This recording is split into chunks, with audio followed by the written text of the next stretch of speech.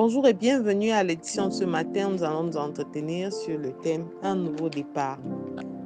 Et le passage que nous allons examiner est tiré de la deuxième épître aux Corinthiens au chapitre 5, verset 17. Il est écrit « Si quelqu'un est en Christ, il est une nouvelle créature. Les choses anciennes sont passées.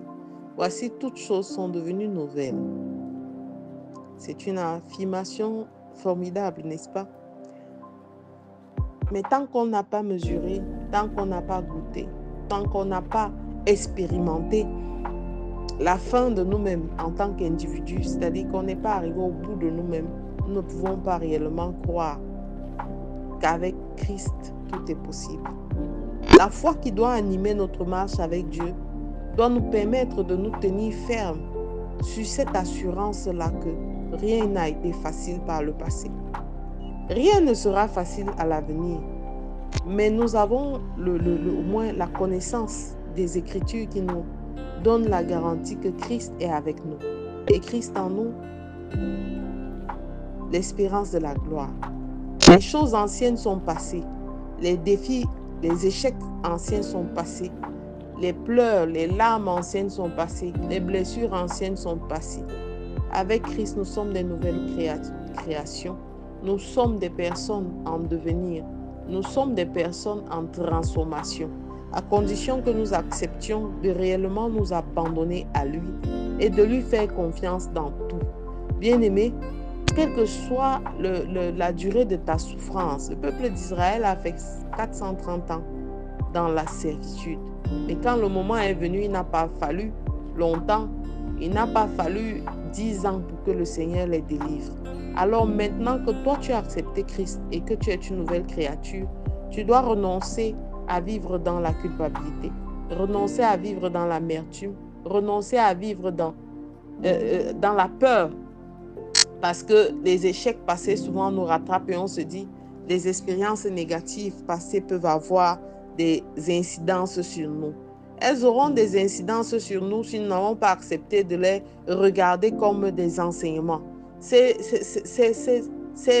échecs auront des incidences sur nous si nous n'avons pas accepté de les regarder comme des opportunités pour pouvoir être transformés, pour pouvoir mieux affronter les défis, pour pouvoir avancer. Alors si nous sommes toujours en train de nous demander « j'ai peur parce que la dernière fois c'était un échec », tu ne feras jamais un bon mariage, tu seras pas un bon parent, tu ne feras jamais un bon chef d'entreprise, tu ne seras jamais quelqu'un de performant même dans ton ministère, quel que soit le domaine. Il nous arrive de faire des erreurs. La parole de Dieu dit le juste tombe 7 fois. Ce n'est pas parce qu'il tombe qu'il doit continuer à penser à l'échec de la chute. Mais il se relève parce qu'il croit qu'en étant une nouvelle créature, la transformation est possible, le changement est possible, parce qu'il sait qu'il a de la valeur aux yeux de Dieu, parce qu'il sait qu'en tant qu'enfant de Dieu, son statut a changé et qu'il a désormais un statut privilégié. Bien-aimé, quelle que soit la souillure dans laquelle tu as été, quel que soit le péché, quelle que soit la contrariété, quel que soit le désarroi dans lequel tu as été, Dieu est capable de te laver. Parce que par le sang de Jésus-Christ, nous sommes des nouvelles créatures. Il nous a purifiés, il nous a lavés, il nous a justifiés et il nous a donné part à sa gloire. Nous sommes de nouvelles créations en Dieu et les choses anciennes sont passées. Voici, toutes choses, elles sont devenues nouvelles. Une nouvelle vie t'attend devant. De nouveaux projets t'attendent devant. De nouvelles perspectives t'attendent devant. Le devant, c'est avec Dieu. Il n'a pas dit que ce sera facile, mais il a dit qu'il sera avec nous. Alors, continue de t'accrocher à lui. L'année est en train de finir. Je ne sais pas quels étaient tes espoirs pour 2024, mais dis-toi en te projetant pour 2025 que Seigneur, un nouveau départ est possible et je compte sur toi. Je m'accroche à toi. Ça ne doit pas seulement être une expression qui vient du bout de tes lèvres, bien-aimé, mais ça doit être une attitude qui accompagne une parole. Alors tu dois te dire et te lever. Te lever non seulement dans la prière, mais te lever physiquement afin d'affronter ce qui te faisait peur, afin de renoncer à ce qui te donnait de la joie, afin de te projeter. Dieu attend ça de toi.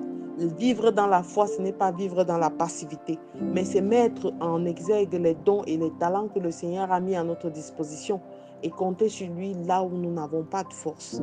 Bien-aimé, lève-toi. C'est un nouveau départ et en Christ, nous sommes toujours victorieux. Alors, je te conseille de faire cette prière avec moi. Père éternel, tu es le Dieu des nouveaux commencements. Seigneur, débute un travail nouveau avec moi.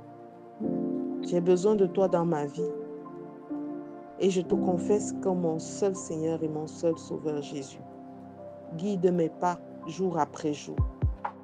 Mets en moi le zèle et l'appétit de ta parole, afin que je puisse m'en inspirer pour chaque étape. Reçois louange, honneur et gloire. Père éternel, au nom de Jésus-Christ, nous avons prié. Amen. Amen. Amen. Shalom.